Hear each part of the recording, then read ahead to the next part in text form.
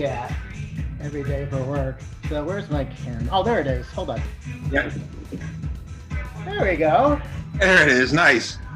Getting a little bit of that facial. I see you getting a little bit of facial hair there. I can't. I've been thinking of growing my beard that long, and I'm just like, no. This right now is actually very short. You know, with the pandemic and everything. So are we going for like the Mocha ZZ Top thing? Is that what we're no, not that bad. But 2 weeks ago, it was a full beard, and it was, at least I trimmed down the sides a bit. But it was full on Mocha Santa Claus then, that's it. Yeah. How you been doing? Oh, I've been doing all right. Let me just turn down my stuff here. I've been doing all right considering this viral shit show. Yeah. Oh. It's just, I've been working from home since last March for like a year. Nice. Literally. Mm-hmm. Well, nice and not nice and nice, I had to learn proper camera etiquette, Oh yeah. If I go too far back, I disappear into the background. That's pretty damn cool though. I like that. Zoom's a little better than GChat actually with that, because GChat I'll just lean back. Yeah. And Jeannie's wife, Chris, who just happens to be my boss, my real job. Okay. She'll just like message me. It's like, can you move forward a bit? You're disappearing into your dolly background. So I'm like, okay, Chris, that sounds good. Zoom is the only one that I've been using actually, and the other ones I haven't even tried them out yet. So I was lucky enough to get that interview that I did with Jeannie the other week to come off as nice as it did, because the one great thing about this Zoom is you're seeing a steady picture right now, but when I play back, it picks up who's talking and changes to that camera. So that's nice. I barely had to do any editing at all. And that was the best just part. Like back and forth and back and forth. Exactly. Oh, that's cool. But yeah, it's been a year. I'm here with my mom. She gets her second shot next week, so nice. That's a good thing. Oh yeah, I also have glasses now because I saw that. I was gonna say something about that, but I said it, boo. You didn't have to. When I used to tease my brother when we were growing up. I used to tease him all the time because he had glasses at a young age and I didn't. So right. I would always, call him Four Eyes and all this stuff. And then I remember the day that I showed up at his place and I had glasses and he just rolled on the floor laughing. Oh yeah, he's just gonna rip into you for at least a full day. Oh yeah, and you deserve it. I definitely deserved it. I will never deny that I deserved what was coming to me as a young kid growing up. I know. You see, my brother had glasses a lot earlier than I did. I really didn't care, but I didn't actually need glasses until I got out of my first surgery, and then I'm like looking at my computer, and I'm like, yeah. And then I'm just like, oh, good Lord. But yeah, it was, it's been an interesting 30-year journey. It has been. And, the funny thing was I was just thinking about, and as I'm going over all these different topics that I'm throwing around and the people that I want to talk to help build this kind of a makeshift history of what happened downtown and how the growth of it was spurned and who was actually involved, I was thinking back and I was like, when did I first meet Chris Moody? And I know it had to have been at the Jam Club. And I think it was. We might have met at the Continental at some time before. May have at the Continental as well, but I do remember. But I think it was pretty much the Jam Club. Yeah, pretty much. Because I would be DJing there, and I remember you coming up to that booth all the time and just hanging out there. And we were. I think that's when we first started hanging out and talking about music and all that kind of stuff. Right, I'd hand you a record every now and again. Here, play this. I remember. Oh yeah. That. It was just like, that was like 1989. I didn't actually start DJing at the Jam Club till New Year's 1990. Right. Like, I don't know. For some reason, you and Doug didn't want to work on Monday, New Year's Eve. So I'm like, all right, I'll do it. Why not? Not realizing they had the all-night license, and I'm like, well, this is a trial by fire. Yeah. Here we go. Let's getting hot. Yeah. The one thing I remember about that one though is my friend Bill Nagy from Welland, RIP, and he came down to play a little bit. He was very talented, and also John Aquaviva. John Aquaviva, yep. Yeah. He was actually there that night. I'm like, very nice. Go ahead. I need a cocktail. Play. Yeah, there you go. And he would not hesitate. So, I mean. Oh, yeah, he would definitely not hesitate. He is like, yeah, you just go, girl, please. I got to do this till like 7 or 8 in the morning. So that's. Oh, yeah. Well, I've done many New Year's Eves before that even. And it was just like, one of those. First of all, I look at New Year's Eve and I call it rookie night because that's when you see the best of the best and the worst of the worst all in one night. Yeah. And I'm sure you, the plethora of different requests that were coming through, I'm sure that made everything even better. I know. I don't do requests anymore. I barely did them when I played out. Until the years came along, and I'm just like, all right, I'll remix that for you, or whatever. Yeah, whatever. But but yeah, it was Jam Club 1990. I was there up until the point that Icon shut it down for a bit, and then it was Adventure Club with me and you for quite a bit. Yeah. Well, if we could say a year, quite a bit for Buffalo Underground Club life. Yeah, I guess that's a bit. I mean, it was too bad that place didn't have a longer run because it was a great layout, and what Don and they all wanted to do there, and what the music that you and I were bringing in there was just everything was lined up perfectly. That venue is fantastic. Yeah. Excuse my language, but fuck the Allentown Neighborhood Association. Oh my God. I remember, I think it was like one meeting. I don't know if I was there or not, but they had, the meeting to, see what are we going to do about this club? And, some dude steps up to the microphone, it sounds like an apocalypse in there, because one of the big rave tracks was like Oh Fortuna. So, right. It's just like, exactly. Let's go. Those neighbors probably thought the end of the world was near. The end is nigh, Allentown. The end is nigh. Yeah. Well, the one greatest thing I remember about the Adventure Club was you could have that access. Well, not everybody could get up there, but the access to that roof up there, and looking right down on Elmwood Avenue. And somebody lived across the street for a while. It was, I think, Eric Waldman. And at one point in time, I think it was Eric. But somehow we ended up throwing stuff across from the roof of Adventure Club because they had an open window right across the street. Right. And we were trying to have this contest to see how many times we could throw something back and forth.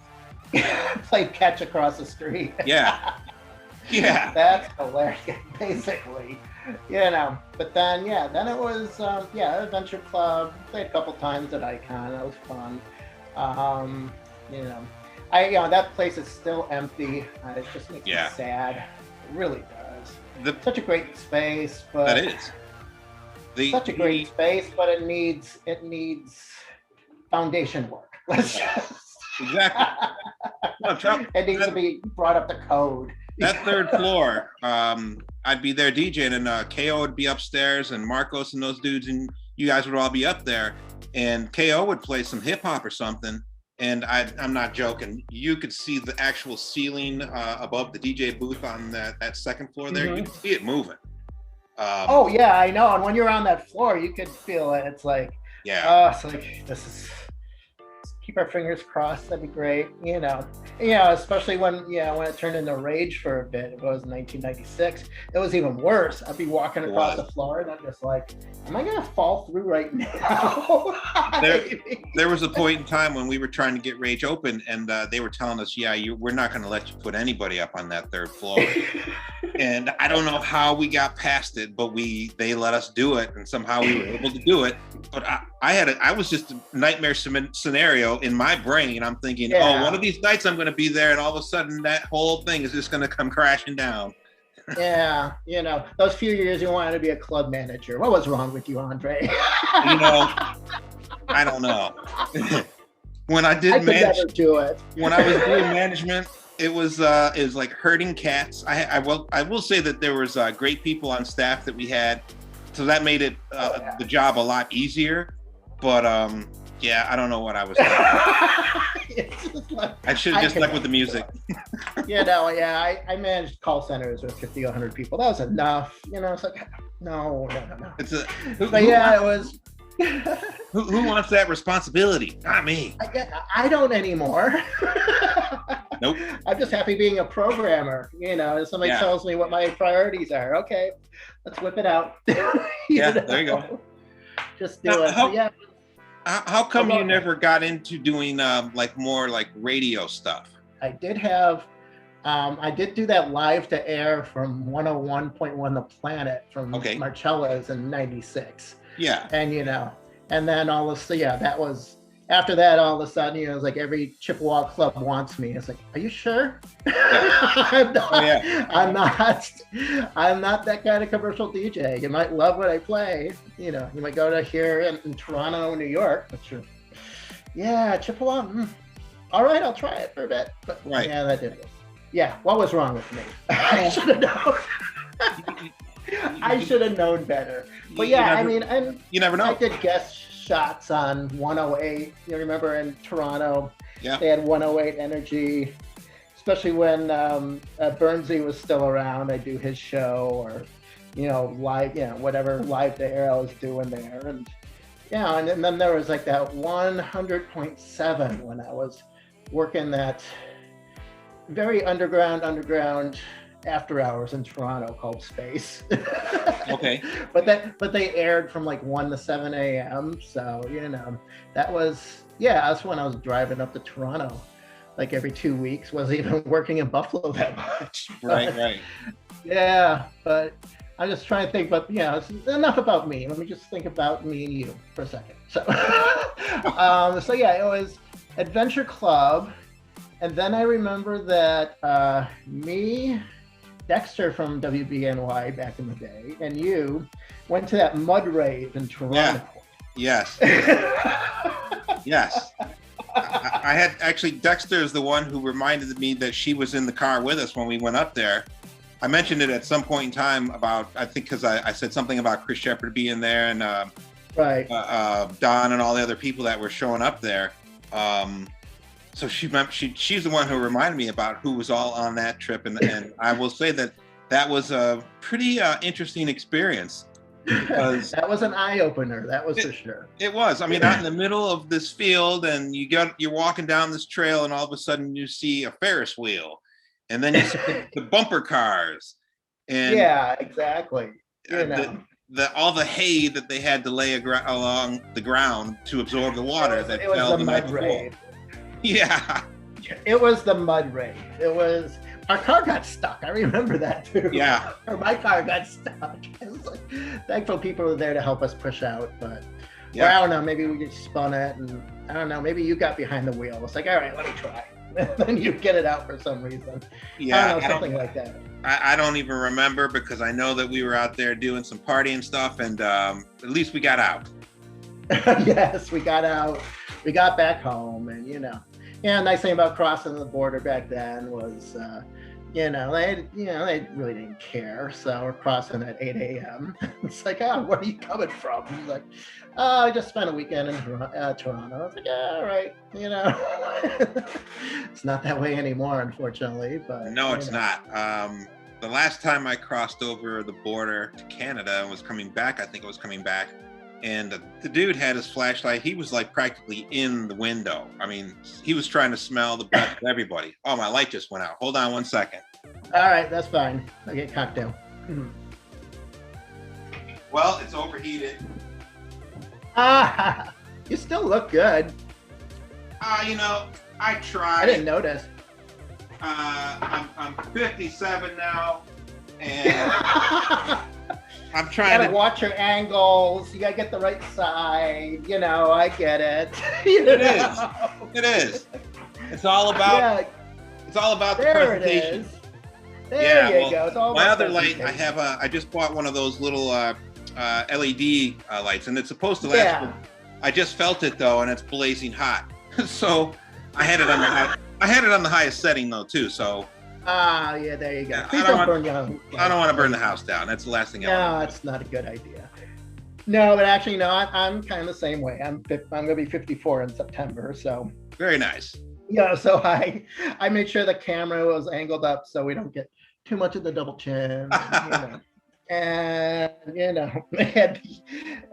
I just can't wait till my hair turns full on gray. It's getting there, but it takes a while, but when it happens, it feels. I mean, I was relieved because for so long I had that patchiness going on, and then I noticed if I let it grow to a certain length, then it all turned white instead of having the gray. Yeah, my beard's always a mess, so I just keep it short. But this hair, sorry. Don't hate the player, hate the game. There and then, but after I think after Adventure Club, I was just kind of doing an Energy 108 show here and there. I met my boys in Niagara Falls, Ontario, the Babylon crew. Started with them. I met Ed. And we did that first party at the Ellen Terry Theater, which is kitty corner from the Gypsy Parlor, which I find the empty lot that was that theater is that. Right. Oh no, they built something on it now. They built something brutalist and boxy and modernist on that. Oh, have they? Okay. There's I guess there's things happening, but it was kitty corner from the Gypsy Parlor, where I still play every now and again, But that Ellen Terry Theater party, I was like, I was trying to dig out the flyer. If I find a copy, I'll let you know before you edit it. Okay. But I think I have a copy of that Eden flyer. Your name's on it. Oh, okay. Jeannie's name's on it. Nice. The DJ, and then I forgot who we brought in from New York that didn't end up showing up, and I don't know, but whatever that was, and we did a few parties there, and thankfully nobody fell off the balcony because it didn't have a bar, Right. Just set two security guys over there, just don't let anybody hang too close. Yeah. I should have, but those were good, and then then I met the boys in Nomadic Tribe, and then that party in the basement of the Lafayette Hotel. Oh yeah. Oh yeah. I'm pretty sure I'm still coughing up dust and asbestos from that one. I bet. Because it was dirty. No smoke machine needed. It was just dust raining down, and 2 porta potties at the entrance. Stuff we got away with until we couldn't. The last time I stayed in Buffalo, I stayed at the Lafayette Hotel, and as I'm walking down the corner, I looked and I was like, "Wait a minute! Wasn't there party?" Right? And I was trying to get the owner or the manager of the Lafayette to just let me down there. I was telling him the whole story behind it. Oh, you told him the story. No, sir, I'm sorry. You can't go down there. Oh, well, he sucks. Yeah. And what's his name? Oh no, I can't say this because Eminem Mike Marshall might get mad again because. Oh. Well, when I see things that are wrong, I just get righteous, and then I get online and say, I'm trying to remember. It's some multimillionaire. The last name begins with T. Torino, whoever did it. I don't know, but Mike Marshall threw a night before our Thanksgiving party there, right. And Maureen, our golden cow, it was the first time she was out since Mr. Ass passed away. Mm-hmm. And we do a party there, and he's just like, oh, we can't have it this loud, and and we got hotel guests up there, but this dude is actually going on stage. We'll just call him Multimillionaire X. Multimillionaire X is going on stage to the downstage bands and unplugging people while they're playing. Right. I'm like, what? Yeah. I got a little righteous, and then Mike said, can you take that down, please? Yeah. Okay, just for you. But that was, I stayed there that night too because, by 4:30, a lot of us were just a hot mess, and I'm just like, just pull up my car, just give me a room. I'm good. I remember one party. They did a great job.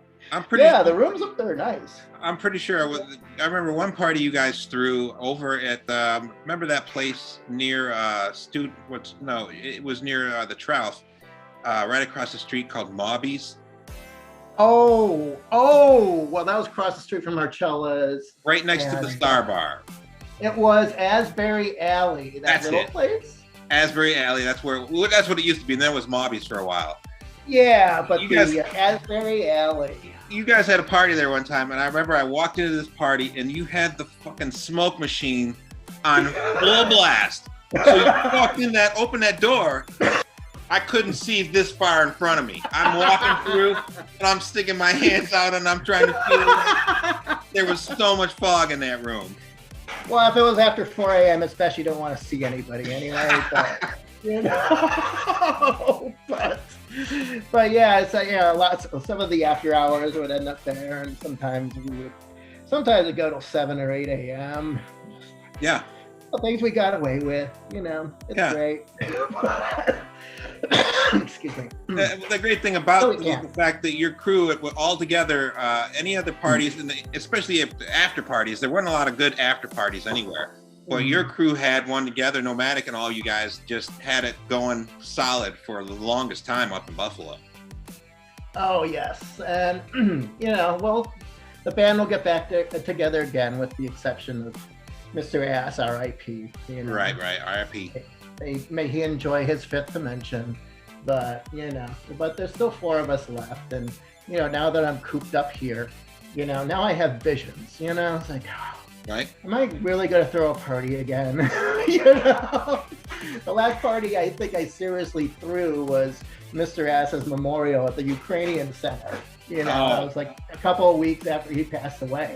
And that was seriously the last one I was, intimately involved with, make sure the sound is there, right. all that stuff. And then, but by the time we were done at 4:30, I'm just like, Toby, you got a couch. I'm just, I think I'm done, But I have visions now. There might be a church. There might be a outdoor piece of property out in Springsville or whatever. Maybes. There's maybes. But I'm only going to do it if it's right. That's what it comes down to. If I have to deal with any, it's too loud or you're too late or, nope. Too old for this shit. But I have visions, so so once things finally start bubbling up, not till next year. I have no doubts about that. I don't see anything going on. Maybe something casual this summer outside, but once that comes out, then I'll get started again. Seriously, I think the last time I played out was just before my last surgery, just before New Year's. Okay. In 2019, Then I said, it's like, okay, I gotta have surgery. So, all right, I'm gonna take the winter off, and I'll be able to gig again in April once my tummy tuck is all healed and everything, But no, that didn't happen. Yeah. So, any other questions? I'm just babbling. So. No, that's fine. Babbling is the best thing to do it because I didn't write down specific questions because I've known you for so long that there's so many different points in time that we've interacted in and out of each, each other's perimeter. Goodness. Let me ask you this. I want to ask you this: is when you were starting off as a young DJ, who was your main, or who were some of your main influences in terms of the styles that you were, wanted to bring forth? Well, you were a good influence. I mean, you were just starting. So, I was just starting. You're a good influence. I would think locally, even some of the older, some of the old school disco ones like Charlie, or I'm thinking more Toronto-like. It would be like Mark Oliver and a whole bunch of that crew. Internationally, it would be Frankie Bones, Carl Cox. That acid sound. Acid house saved my life, so there you go. That's the way I could put it. Ran out of money, left Berkeley College of Music in early '89, and then I found acid house. And it just kind of started from there. There's been a lot of influences, you know. Yeah, anywhere down to the old school house pioneers like Frankie Knuckles, and you know, the old school acid DJs like Pierre and Fast Steady. Go through my record collection. Here. Plenty to choose from. Yeah. Where do we go? Actually, that's a nice background. One day I'll have my records back there, but you know, it's a nice Zoom background I found, so that was cool. That was pretty much it. And but the thing is even when I was playing locally and I was getting all these influences, I just ended up having my own thing, you know? Right. You know, I was just known for my sound, house music a little faster, you know, a little bit more in your face, you know, mixing out technically, you know, and, you know, all that stuff, you know. Those are always the funniest stories I remember from 89 or 90 when, you know, it's like, who the hell is this kid? And then I'd go up and I'd start playing and they're just like, they're like, what? So that stopped right away. That definitely stopped right away. Let me ask you this, because I know it's been a point of contention between like Mark Wise and myself and some other different people, because the pronunciation of your DJ name, I think I've been saying it wrong from day one. And I think I heard you say what it was really supposed to sound like. So it's XOTEC, okay? Okay. But it's I'm glad you bring that up. That's so funny, because in Canada, it was always pronounced exotic. Yes, there you go.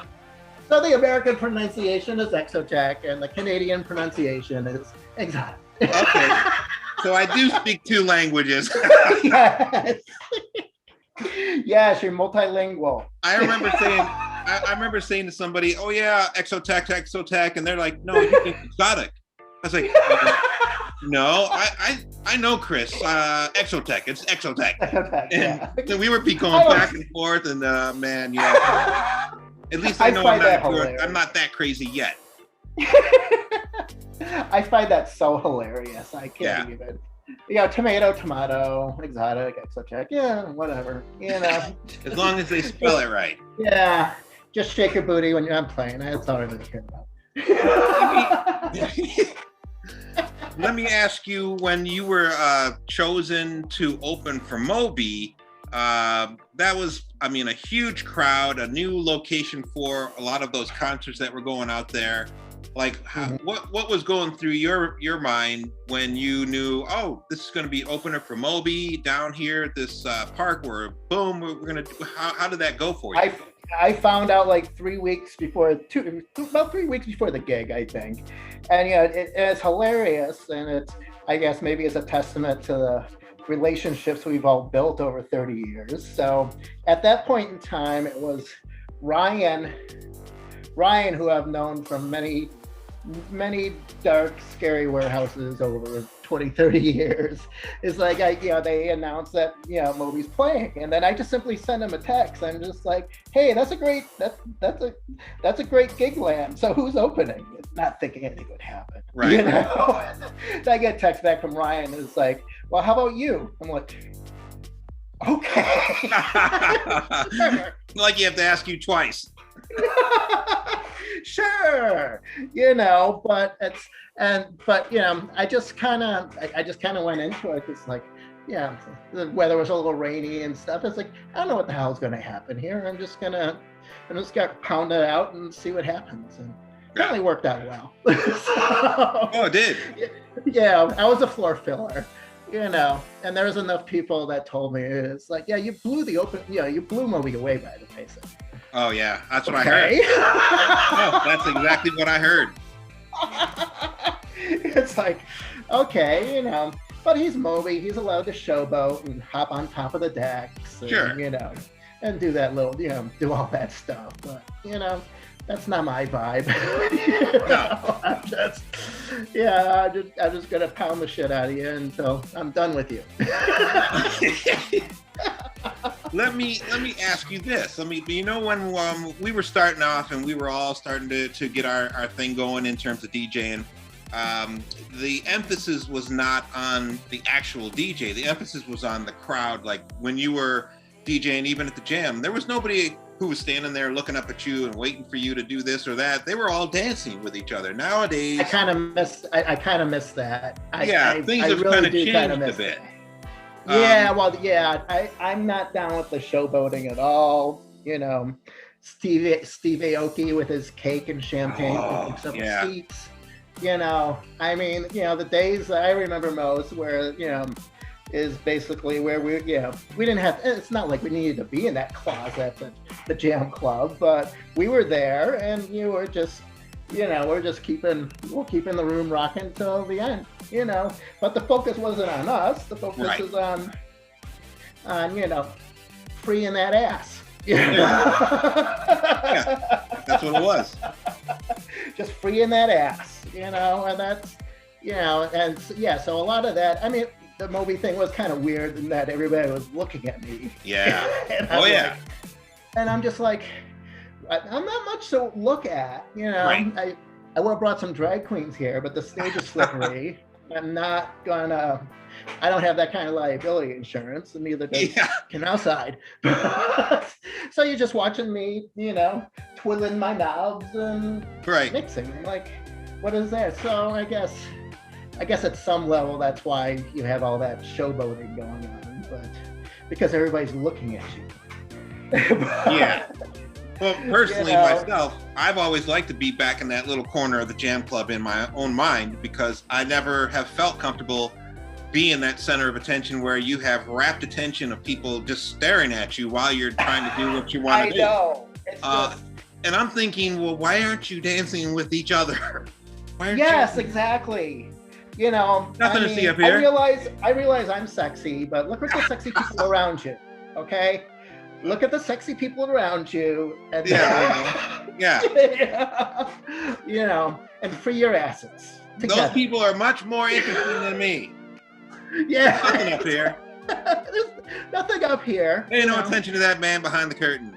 No, I'm just freeing your ass. That's my job, you know. It's like George Clinton, you know, just freeing your ass, man. Just freeing your ass.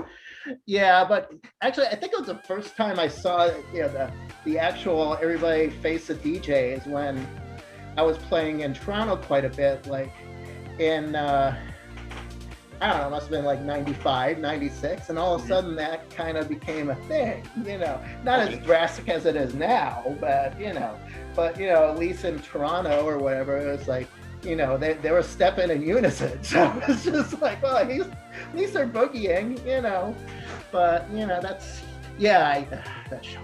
Now let me ask you, don't get me started. Do you think that was born out of the club scene or out of the festival scene? Because it's totally out of the festival scene.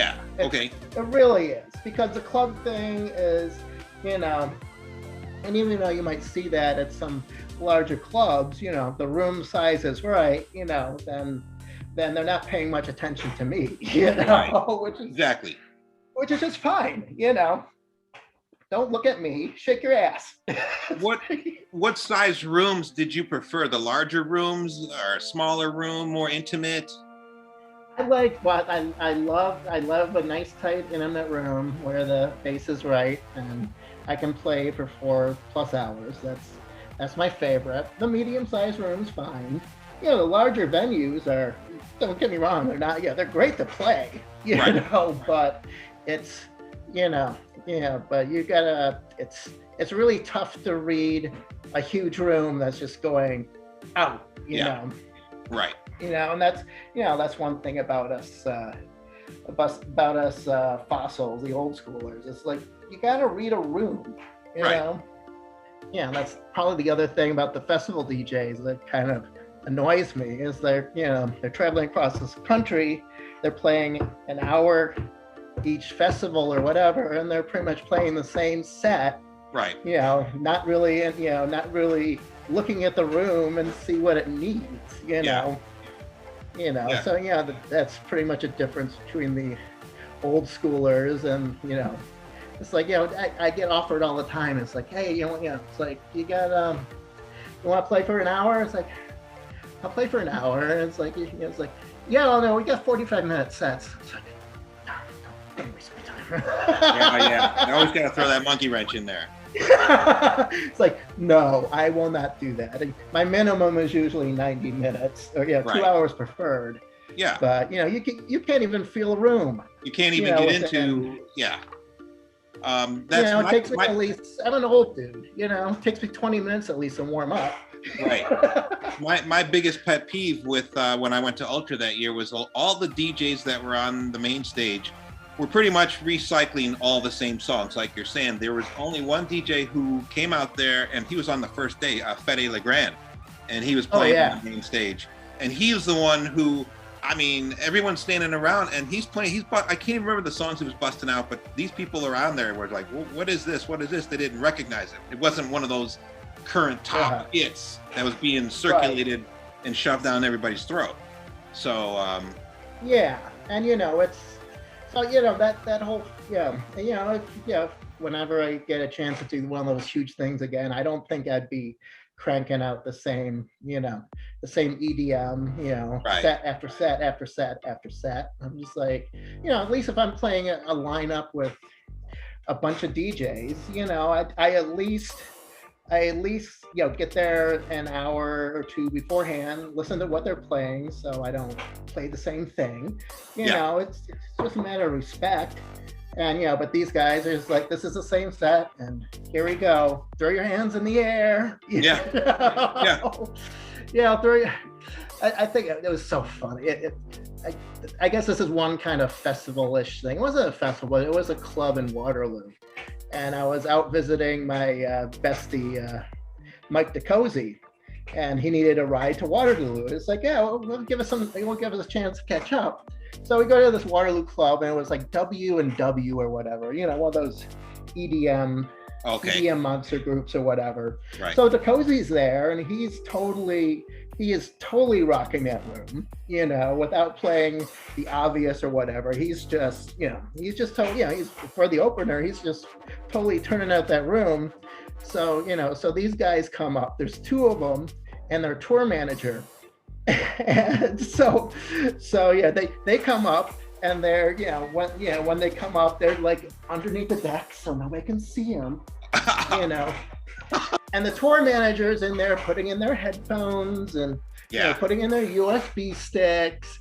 And then, when they had their own custom build-up, it's like when they got started, and it was like, they all just go up, and it's like, woo! Yeah. I'm looking at the cozy, and I'm going, pop goes the weasel. Jeez. There you go. that was just like, some 19-year-old, the other funny thing was that some 19-year-old kid came up to me and was like, you look like Tommy Trash. I'm like, okay. Hair. I don't know. Okay, I look like an EDM star punk. Great. There you go. Nice. Now, are you still doing your creative process in terms of your original music? Are you doing any projects of your own right now? Just getting back into it. Okay. Just again, now that I have the time, now that I upgraded to Ableton 10, Okay. I've been using Ableton to, I had a custom setup built. I built myself in 2007 before controllers were a thing. And then I upgraded it. So I've been using that for both my DJ gigs and then, so hold on a second. Let me see if I can turn this camera on. I might have to turn off my background. There's, you see that? I don't know if you see that or not. But... No, the background keeps coming through. Oh, okay. I'll have to take care of the background. I'll send you a picture of it. But okay. There you go. Yeah, I'll send you a picture of the current setup. But nice. Okay.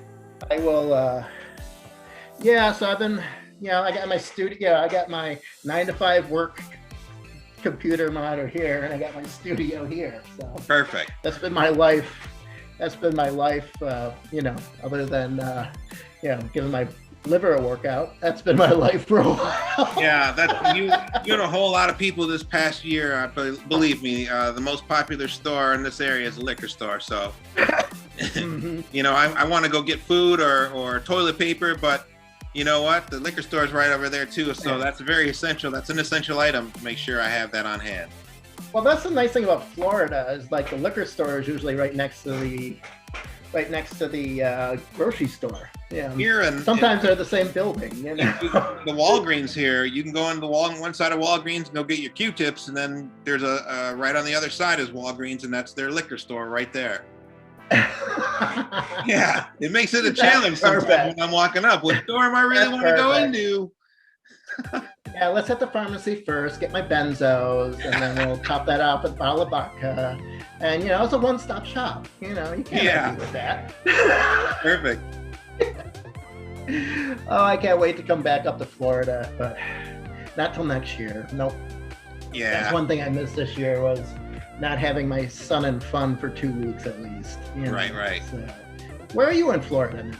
I'm just south of West Palm Beach in it's a little beach town called Lake Worth Beach. Oh, okay. So yeah, my brother's in Seminole. Seminole's south of us. Yeah, he's on the other side of the coast. But, yeah. You know. That's beautiful over there too. Oh yeah, exactly. I just need the sun. But if it wasn't for the beaches and the sun and the liquor store with the Walgreens, you know, it's like, yeah, if you actually drive to Florida, it seems like all strip malls and strip clubs. That's all it is. That's all it is. Everything here is straight and flat, and it's all malls, like little 70s, 80s style strip malls. Mm-hmm. Yeah, you know, Miami's a different beast. You know, I did a couple of gigs up there for Joey when he had his clubs going out there, Mecca and Hart, etc. But you know, he's not there anymore. He's back here. So. Okay. Yeah, which is about right because his house will probably be underwater in 10 years. So. Literally underwater. Yeah, if you've ever been down on South Beach, whenever there is big rains that comes through, it's already getting bad. I witnessed one in 2014. I'm just like, you know, it's a lake. Yeah. You know? It's just a lake, you know. He was in downtown Miami, but you know, that was. But you know, we went to South Beach and you know did that whole thing. That was fun, yeah. So, but you know, it's like I don't know if I could live in Florida, but my brother does, so I don't have to. There you go, perfect. I just fly down, you know. So you're coming back up. You're coming back up for MIA, right? For MIA in September, yes, that's the plan. Yeah. So I hope, just cross our fingers, we can do it. You know. That'd be great. I did tell Jeannie I could teach her any new controller within less than an hour. She'll be fine. You know? Oh, yeah. Well, I did send her the link. So, and then Tracy did tell me, they're planning on going full steam ahead with the in-person event this year. Yeah, we need our own stage, though. I might be a little fussy. Sorry, I think we need our own stage. You know, I'm trying to actually get. I'm trying to get a continental stage. We did a continental stage many years ago when we were still over in Delaware Park. But with the memorabilia going on and all this with the Continental, a lot of the DJs from the Continental are all still in Buffalo. So maybe we could even take over part of a stage for a couple of the hours and have as many show up. Go from Continental to our house thing, you know, because you know, let's be clear. Pretty well, I don't know. I don't think Phil's around my age. You're older. I'm Bud is older. I'm older than everybody. You know, it's just like, you know, afternoon is totally their vibe. You know. Oh my goodness. Yeah, that would be. I was thinking about that too. It's like, he wants me to do MIA. He's like, do it. Yeah. We want our own stage, by the way. You know.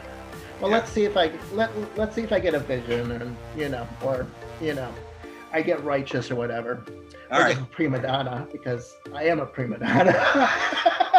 There you go.